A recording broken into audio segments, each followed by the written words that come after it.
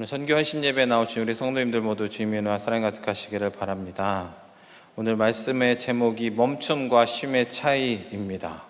말씀이 이제 사전적인 정의보다는 제가 오늘 말씀을 준비하면서 생각한 두 단어의 공통점과 그리고 차이점을 말씀을 드리고 이제 시작을 하려고 합니다. 멈춤과 쉼이 가진 공통점은 둘 다 일상에서 거리를 둔다는 것입니다. 멈춘다는 말은 무언가 하다가 정지한다는 뜻이죠. 쉼 또한 무언가 열심히 하다가 그것을 내려놓고 시간을 가질 때 씁니다. 둘 다 일이든 생활이든 평상시의 모습에서 거리를 둔다는 측면에서 공통점을 찾을 수가 있습니다. 반면에 멈춤과 쉼의 차이점은 의지의 양입니다. 멈춤에는 주관적인 판단이 쉼보다 덜하다는 것이죠. 자기가 원치 않을 때에도 멈추게 된다는 뜻입니다. 반대로 쉼에는 자신의 의지가 많이 반영되어 있습니다. 어쩔 수 없이 쉰다 이런 말을 쓰기도 하는데, 그럼에도 대부분 쉰다 할 때는 자기가 하던 일을 스스로 내려놓고 시간을 가질 때 주로 씁니다. 저는 오늘 말씀의 제목에 이런 의미를 이제 담아서 멈춤 그리고 쉼이란 단어를 사용하였습니다. 멈춤과 쉼을 구분지어서 이렇게 얘기하지만 사실 생활하면서 두 말을 일부러 이렇게 나눠서 쓰지는 않습니다. 그냥 멈추고 싶을 때 멈춘다는 말을 쓰고, 쉴 때는 그냥 쉰다는 말을 자연스럽게 쓰죠. 말장난 같지만 일상에서 그렇게 사용합니다. 특별히 멈춤에는 주관적인 판단이 쉼보다 덜하다고 했는데, 이것은 다시 말하면, 바꿔 말하면 불가항력적인 일들로 인해서 일상이 멈춰지고 정지할 때 멈춤 이런 말을 쓴다는 것입니다. 갑자기 도로가 끊기면 차가 멈춰야 되죠. 자동차에 문제가 생기면 저절로 차가 멈춰지거나 아니면 브레이크를 밟아서 멈춰야 됩니다. 태풍으로 전기 공급이 끊기면 공장의 기계도 멈춰지고요, 집의 여러 가지 가전제품도 멈춥니다. 현재 코로나19가 지금 우리나라뿐 아니라 전 세계를 휩쓸고 있습니다. 그래서 우리는 코로나19로 인해서 여러 가지 부분에서 멈춰 있습니다. 정지한 것이죠. 단체 모임도 멈췄고요, 현재 50인 이상 대면 예배도 멈췄습니다. 멈춤과 쉼의 공통점이 생각하다 보면 또 있는데, 그것은 무엇이냐면 멈춤과 쉼은 너무 길어지면 문제가 커질 가능성이 높다는 것입니다. 그런 점에서 지금 코로나19가 좀 길어지고 있는 이 상황에서 우리나라뿐 아니라 세계 모든 곳곳에서 큰 문제가 지금 발생하고 있고, 또 더 큰 문제가 발생할 여지가 아주 많은 그런 불안한 시간을 지금 보내고 있습니다. 말씀에 들어가서 오늘 말씀에 보면 바울의 멈춤에 대한 얘기가 오늘 말씀에 담겨져 있습니다. 우리 13절만 함께 읽도록 하겠습니다. 13절입니다. 시작. 형제들아, 내가 여러 번 너희에게 가고자 한 것을 너희가 모르기를 원하지 아니하노니, 이는 너희 중에서도 다른 이방인 중에서와 같이 열매를 맺게 하려 함이로되 지금까지 길이 막혔도다. 아멘. 바울이 여러 번 로마에 가고자 했는데 가지 못했다, 멈춰버린 것입니다. 바울은 10절과 11절에서도 로마에 가고자 하는 마음이 매우 간절했다는 것을 표현하고 있습니다. 10절에 보면 어떻게 하든지 이제 하나님의 뜻 안에서 너희에게로 나아갈 좋은 길 얻기를 구하노라. 11절에 보면 내가 너희 보기를 간절히 원하는 것은, 그런데 바울은 원하는 대로 하지 못했습니다. 막혔죠. 멈춰버렸습니다. 바울에게는 이런 경험이 또 있습니다. 데살로니가전서 2장에 보면 바울이 데살로니가 교회로 가고자 원했는데 사탄이 막아서 가지 못했다, 그렇게 기록하고 있습니다. 반대로 바울 사역의 초기에 아시아의 복음을 전하고자 했는데 성령이 막은 적도 있습니다. 사도행전 16장 6절 7절인데 제가 읽어드리도록 하겠습니다. 성령이 아시아에서 말씀을 전하지 못하게 하시거늘 그들이 부르기아와 갈라디아 땅으로 다녀가 무시아 앞에 이르러 비두니아로 가고자 했으되 예수의 영이 허락하지 아니하시는지라. 코로나19로 일상이 멈춰졌다고 이야기했는데, 그 중에 가장 심각하게 여겨야 될 것은 신앙의 행위가 멈췄다는 것입니다. 모이기에 힘쓰고 예배드리는 것에 집중했던 교회가 코로나19로 인해서, 그 바이러스로 인해서 가장 중요한 요소에서 우리는 멈춰지게 되었습니다. 처음에는 그냥 권고였다가 점점 그 강도가 세져서 이제 예배 금지, 모임 금지 이렇게 진행되고 있는 때입니다. 오늘은 선교 헌신 예배로 드려지는데 선교 현장에서도 코로나19로 인해서 많이 멈췄습니다. 예배가 멈추고요, 전도가 멈춰졌습니다. 선교지 같은 경우에는 우리나라보다 더 살기 어렵고, 그리고 지금 코로나의 확진자와 그리고 사망자가 더 많이 발생했기 때문에 어떻게 보면 더 위험한 지금 상황입니다. 그래서 그 나라들마다 각각의 정부들이 더 심하게 제재하고 예배나 교회 모임을 금지하고 있습니다. 그래서 어떻게 손을 쓸 수 없을 그 여지조차 없는 상황에서 선교가 그냥 멈춰버린 곳이 너무나 많이 있습니다. 갑작스럽게 코로나19가 찾아왔습니다. 그래서 일상이 멈췄습니다. 그리고 그것은 그리스도인에게 치명적인 예배의 모임 금지, 멈춤 이런 것들로 인해서 너무 갑작스럽게 찾아와서 사실 한국교회가 제가 생각할 때에는 대처를 제대로 못하고 있었다, 그렇게 생각합니다. 사실 제대로 할 수가 없는 그러한 지금 상황을 맞닥뜨린 것이다, 이렇게 이야기할 수가 있습니다. 목회자도 혼란스럽고 성도님들도 혼란스럽고 다 혼란스럽습니다. 그래서 초기에는 어떻게 대처했습니까? 코로나19가 처음 시작할 때는 어떤 교회들은 모임을 모두 금지하고 다 온라인 예배로 돌려는 교회가 있고, 또 한편으로 어떤 교회는 온라인 예배에는 성령의 임재가 없다, 이렇게 얘기하면서 모든 예배를 그대로 드리기도 했습니다. 물론 지금도 교단마다, 교회마다, 지역마다 다 대처가 다릅니다. 제가 하고 싶은 이야기는 무엇이 옳다, 그르다 이런 것을 이야기하려는 것이 아닙니다. 오히려 멈춰버린 예배, 멈춰버린 교회, 멈춰버린 선교에서 우리는 쉼을 떠올렸으면 좋겠다라는 바람입니다. 쉼을 가져야 된다, 이런 말씀을 드리고 싶습니다. 위기의 상황에서 쉼 무슨 이야기냐, 참 배부른 소리 한다, 이렇게 들릴 수도 있지만, 제가 이야기하는 이 쉼은요, 영적인 부분, 모든 부분보다는 영적인 부분, 신앙적인 부분에서 쉼을 떠올려 보기를 원한다는 그런 이야기입니다. 쉼과 멈춤은 초반에서 이야기했듯이 의지의 양이 다르다 했습니다. 쉼은 멈춤보다 의지적인 행동입니다. 종종 우리는 쉴 때 무슨 이야기합니까? 쉴 때 잘 쉬어야 된다, 이런 이야기들 하죠. 왜 그런 말이 나옵니까? 열심히 일하고 최선을 다해도 1년 365일 하루 24시간 내내 일하는 사람은 아무도 없을 것입니다. 그렇게 일할 수 없는 사람이기 때문에 어떻게 보면 적절한 쉼이 있어야 되고, 쉴 때 잘 쉬어야 능률이 오른다. 그렇기 때문에 이런 말을 우리가 종종 사용합니다. 아주 상식적인 이야기죠. 그러면 신앙적인 부분에서는 어떠할까? 그냥 쉼은 낭만적인 것인가? 그렇지 않다는 것입니다. 신앙에서도 잘 쉬어야 된다라는 사실입니다. 그리고 지금 여기서 쉼을 이야기하는 것은요, 멈춰있는 지금 현재에 자신의 의지를 더해야 된다는 뜻이기도 합니다. 이 신앙의 행위적인 부분에서 우리가 현재 많이 멈춰져 있습니다. 다른 교회를 언급할 필요도 없이 우리 교회 살펴보면은 우리 교회 금요예배 지금 드리지 않습니다.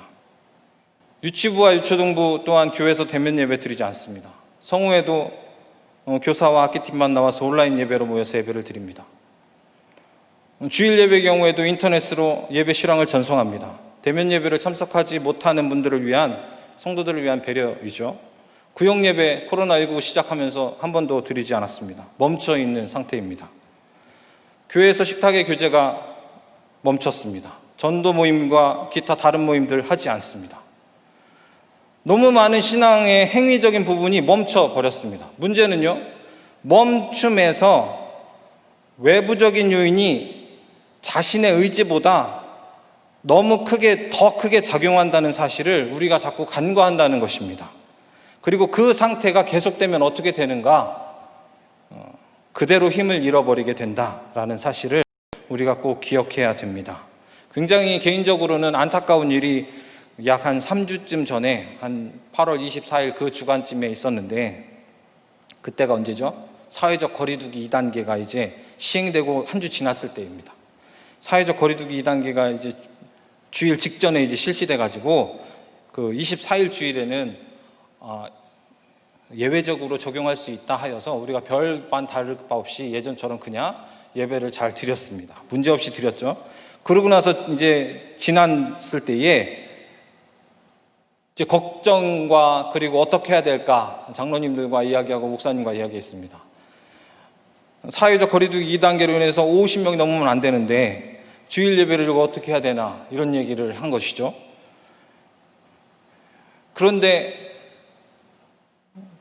8월 마지막 주도 9월 첫째 주도 특별한 조치를 하지 않았는데도 불구하고 예배를 드리는 것에 문제가 없었습니다.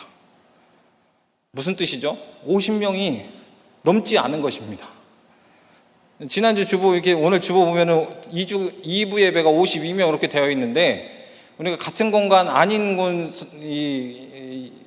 분들도 같이 다 합산했기 때문에 52명인 것이죠.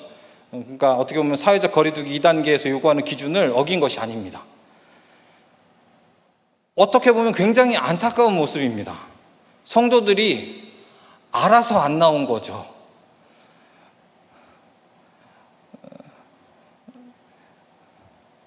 그러면 안 나왔으면 비대면 예배, 온라인 예배를 잘 드렸는가? 실시간 접속 현황을 기준으로 볼 때 그렇지 않았다. 그것이 바로 지금 우리 전위교회의 모습입니다. 오후 예배, 수요 예배 경우는 더하죠. 지금 오후 예배 드리는 옆에 보면 알잖아요. 인원수를 보면 몇 주 동안 계속 이 지금 인원입니다. 수요 예배 마찬가지입니다. 이것은 코로나19로 신앙이 멈춰버린 것이다. 이렇게도 표현할 수가 있습니다. 외부적인 요인에 휘둘리면서 그냥 정지만 하고 있는 것이죠. 자신의 의지를 담지 않고 정지만 하니까 점점 힘을 잃어버리고 있는 것입니다. 코로나19가 여전히 삶을 위협하고 있는 이때에 그러면 더 뭘 해야 되느냐 이런 것을 말하기 전에 저는요 쉼을 택해야 된다. 멈춤이 아니라 쉼을 택해야 된다 말씀드리고 싶습니다. 멈춰있는 기간이 아니라 쉬는 기간으로 삼아야 된다라는 것입니다. 무슨 뜻입니까? 여전히 예전과 같은 신앙적인 행위를 할 수가 없지만 다음 단계를 위해서 쉼을 갖는다는 것이 지금 우리가 해야 될 것이다 라는 것입니다. 다음을 위해서 준비하는 기간으로 삼아야 한다는 것입니다. 오늘 우리는 로마서 1장 말씀의 일부를 읽었는데 로마서는 바울이 썼습니다. 로마에 있는 교회에게 보낸 바울의 편지이죠. 중요한 것은요, 바울이 로마에 있는 로마 교회를 세우지 않았다는 것입니다. 더욱이 로마서를 쓸 때 바울은 로마에 가보지도조차 지금 못한 그런 상태입니다. 대부분의 학자들은요, 로마 교회는 오순절 성령 강림 사건을 접했던 그 로마에서 온 유대인들이 다시 로마로 가서 예수님을 계속 믿고 그리고 믿는 자들이 점점 많아지면서 로마 교회가 생겨났다 이렇게 이야기를 합니다. 바울이 로마 교회를 세운 적도 없습니다. 아예 가본 적도 없습니다. 이것은 매우 중요합니다. 왜냐하면 바울이 지금 편지를 쓰는데 대부분의 편지에서는 직접 세우고 직접 가서 설교하고 그래서 현장을 알고 바울을 서로 아는 상황에서 편지를 이렇게 쓰면 그 말에 힘이 있고 그리고 그 말을 받아들일 수 있는 여지가 많은데 지금 로마 교회 성도는 바울의 말을 직접 들은 적이 없습니다. 바울을 접한 적이 없는 것이죠. 그런 상황에서 로마서에 무슨 이야기가 써 있냐면 우리가 흔히 아는 로마서는 무슨 엄청난 신학 책과도 같은 그런 무슨 교리를 집대성한 것 같은 그런 이제 바울의 신학이 막 함축되어 있는 그러한 책으로만 보지만 사실은 편지라는 사실이 가장 중요합니다. 그것은 다시 말하면 로마에 있는 여러 가지 문제에 대해서 그것을 찝고 그것은 하면 안 된다 이렇게 하라는 권면이 담겨져 있다는 사실입니다. 그렇게 이야기하려면 어떻게 해야 되죠? 확실해야 되는 것이죠. 무엇이 확실해야 됩니까? 자신이 어떠한 사람인지 확실해야 되고 그리고 자신이 전해야 될 게 무엇인지 확실해야 되고 내가 무엇을 할 것인지에 대한 계획이 확실해야 로마에 있는 교인들이 그것을 받아들이고 믿게 된다는 사실입니다. 그렇기 때문에 로마서를 이 앞에 부분에 보면 바울은 그러한 이야기를 굉장히 아주 강하게 이야기하고 있습니다. 바울이 자신이 사도로 부름받았다는 사실을 첫머리 아주 강하게 언급하고요. 그리고 로마가 가진 이제 문제, 로마 교회가 가지고 있는 문제에 대해서 바울은 나는 잘 알고 있고, 그리고 나는 그것을 위해서 이방의 사도로 부르심을 받았다는 것에 대해서도 확실하게 언급하고 있습니다. 우리 5절, 1장 5절, 우리가 본문 그 앞에 있는 5절과 6절을 함께 읽어보도록 하겠습니다. 5절, 6절입니다. 시작. 그로 말미암아 우리가 은혜와 사도의 직분을 받아 그의 이름을 위하여 모든 이방인 중에서 믿어 순종하게 하나니 너희도 그들 중에서 예수 그리스도의 것으로 부르심을 받은 자니라. 아멘. 또한 자신이 사도임을 밝히면서 자신이 전할 복음에 대해서, 나는 무엇을 전하는가, 나는 내가 전하는 예수 복음이 무엇인가에 대한 아주 핵심적인 요약을 또 들려줍니다. 그것은 내가 창작한 것이 아니라는 것이죠. 하나님이 선지자들을 통해서 그 아들에 관해서 성경에게 미리 약속하신 것이다. 그러면서 3절과 4절에 이렇게 요약을 하고 있습니다. 우리 함께 3절, 4절 읽습니다. 시작. 그의 아들에 관하여 말하면 육신으로는 다윗의 혈통에서 나셨고 성결의 영으로는 죽은 자들 가운데서 부활하사 능력으로 하나님의 아들로 선포되셨으니 곧 우리 주 예수 그리스도시니라. 아멘. 아직 만나지 못한 로마 교회 성도들을 향해서 바울은요, 오해의 여지가 없도록 치밀하게 편지를 쓴 것이 바로 로마서입니다. 자신이 사도임을 증명하고요, 자신이 전할 복음이 무엇인지 확실하게 하고 자신이 갈 길에 대해서도 분명하게 보여주고 있습니다. 로마의 갈 길은 막혔는데, 가지는 못하게 지금 현재 막혀 있지만 바울은 그 상황에서 그냥 멈춰버린 것이 아니고 다음 단계를 준비하고 있었던 것입니다. 그렇다면 우리는 지금 어떻게 이 시기를 영적인 쉼의 기간으로 가질 수 있을까요? 우선은요, 우리는 복음에 대한 간절함이 먼저 성도님들 가운데 있기를 원합니다. 바울은요, 복음을 전해야 되겠다는 마음이 아주 간절했던 사도입니다. 11절에 보면 로마에 있는 성도들을 간절히 보기를 원했습니다. 15절에도 보면 로마에 있는 성도들에게 복음을 전하기를 원하였다, 그렇게 기록하고 있습니다. 그리고 그것이 14절에 빚진 자라는 말로 아주 간절함을 대신할 수 있습니다. 14절 함께 읽습니다. 시작. 헬라인이나 야만인이나 지혜 있는 자나 어리석은 자에게 다 내가 빚진 자라. 아멘. 바울은 복음을 전하는 데 있어서 헬라인이나 야만인, 지혜 있는 자나 어리석은 자, 즉 모두에게 빚진 자다 고백하고 있습니다. 빚진 자의 심정으로 복음을 증거하는 것에 어떻게 하는 것이죠? 간절함으로 가진 사람이 바로 바울이라는 사실입니다. 왜 바울이 자신이 빚진 자라고 말합니까? 로마에 한 번도 가지 않았는데, 로마 교회를 세우지도 않았는데, 그것은요, 예수님께서 바울을 사도로 세워주셨고, 그리고 예수 그리스도에게 복음을 받았죠.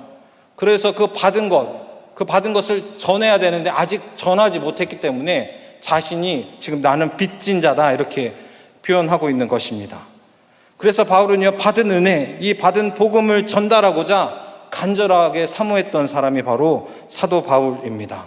이것은 우리 또한도 마찬가지가 되어야 될 줄 믿습니다. 우리를 택해 주셔서요, 예수 그리스도의 자녀로 삼아 주셨습니다. 예수 그리스도를 영접하는 데 있어서 믿음 외에 다른 어떤 것 무엇도 필요하지 않고 필요 없이 그냥 우리를 믿음으로 받아 주셨습니다. 하나님의 자녀로 삼아 주셨습니다. 우리에게 다른 것을 요구하지 않으셨습니다. 단지 믿음만을 요구하신 것이죠. 16절에도 뭐라고 되어 있습니까? 이 복음은 모든 믿는 자에게 구원을 주시는 하나님의 능력이 됨이라. 믿는 자가 되었죠. 구원을 선물로 받았습니다. 그러면 우리도 그 받은 복음을요, 전달해야 되는 것이죠. 아직 전하지 못한 이 빚진 자의 심정을 가지고 전달해야 되는데, 전달하려면 먼저 간절함이 있어야 됩니다. 우리 성도님들이 믿음의 간절함을 품는 우리 성도님들 다 되었으면 좋겠습니다. 그리고 그 간절함으로 할 것이 무엇인가? 먼저는 기도입니다. 간절함은 기도로 나타내야 됩니다. 쉴 때 잘 쉬어야 된다, 이런 말을 아까도 했지만 영적으로 잘 쉬는 것이 무엇일까? 말씀을 준비하면서 영적으로 잘 쉬는 것은 무엇일까? 숨을 잘 쉬어야 된다, 이런 생각이 떠올랐습니다. 숨을 잘 쉬어야죠. 그게 잘 쉬는 겁니다. 무슨 뜻이죠? 영적으로 볼 때 기도는 영적인 호흡과도 같습니다. 사람이 살아있다는 것은요, 숨을 쉰다는 것을 의미하죠. 숨을 쉬는 것은요, 어떤 순간에서도 숨을 쉬어야 됩니다. 영적으로 깨어있으려면요, 기도해야 합니다. 어떤 순간에서도 기도할 수 있어야 합니다. 데살로니가전서 5장 17절에 쉬지 말고 기도하라 하였는데, 이때 쉬지 말고에 해당하는 원어의 의미도 어떤 경우에도 중단 없이라는 뜻이 담겨져 있습니다. 즉, 견디기 어렵고 이해하기 어려운 극한 상황에서도 기도할 수 있어야 됩니다. 영적으로 숨을 잘 쉬어야, 그래야 잘 쉬는 것입니다. 운동선수가 열심히 운동하고 훈련하고 잠시 쉴 때, 일을 열심히 하고 중간에서 잠시 쉴 때 뭘 하죠? 제일 먼저 숨을 고르죠. 숨을 잘 골라야, 잘 쉬어야 체내에 산소가 잘 적절하게 공급하고, 그래서 남은 운동, 남은 일들을 잘 할 수가 있는 것입니다. 영적인 쉼의 기간으로 삼았을 때, 이때 우리는 영적인 숨을 잘 쉬어야 됩니다.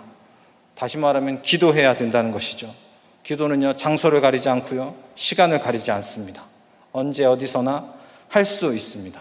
예수님께서 기도할 때 뭐라고 권면하죠? 골방에 들어가서 하라, 그렇게 말씀하셨습니다. 마태복음 6장 6절에 너는 기도할 때에 내 골방에 들어가 문을 닫고 은밀한 중에 계신 내 아버지께 기도하라. 은밀한 중에 보시는 내 아버지께서 갚으시리라. 각자의 자리에서 아무도 보는 이 없는 곳이 잘 된 거죠. 이 시기에 아주 잘 된 겁니다. 각자의 자리에서 아주 기도하는 그런 우리 성도님들 되시기를 바랍니다. 바울은요, 로마에 갈 계획이 막혔지만 그들을 향한 간절함이 있었고요, 그 간절함으로 그들을 위해 기도했습니다. 9절에 보면 기도할 때 쉬지 않고 로마 성도를 위해서 기도했다. 그러면서 로마에 갈 길을 위해서도 계속하여서 기도했습니다. 10절 읽도록 하겠습니다. 10절 시작. 어떻게 하든지 이제 하나님의 뜻 안에서 너희에게로 나아갈 좋은 길 얻기를 구하노라. 아멘. 원어에 보면 바울은요, 계속하여서 기도했다, 이렇게 이야기하고 있습니다. 간절함을 가지고 기도하던 그 바울은요, 막혔던 것이 이제 풀어지고 움직일 수 있을 그 상황이 되었을 때 더욱더 많은 사람들에게 복음을 확실하게 증거할 수 있는 그런 위대한 사도가 되었습니다. 말씀을 마치고자 합니다. 우리가 해오던 그런 경건의 행위들이 멈춰진 지금 이때에 우리는 멈춤의 시간이 아니라 쉼의 시간을 보내야 됩니다. 다음 단계를 위해서 쉼을 갖는 것입니다. 영적으로 잘 쉬시기를 바랍니다. 이는 간절함을 기본으로 가져야 됩니다. 그리고 그 간절함으로 기도하는 일을 멈추지 마시기를 바랍니다. 그 간절함으로 개인적인 경건 생활에 힘쓰시는 성도님들 되시기를 바랍니다. 우리의 기도를 들으시고 우리의 형편을 잘 아신 하나님께서 예비된 은혜를 부어주실 줄 믿습니다. 그리고 이제 우리가 움직일 수 있을 때에 준비된 자를 하나님께서 쓰셔서 더 많은 아름다운 그런 주의 사명을 감당하는 그런 귀한 우리 전이교회가 될 줄 믿습니다. 기도하도록 하겠습니다.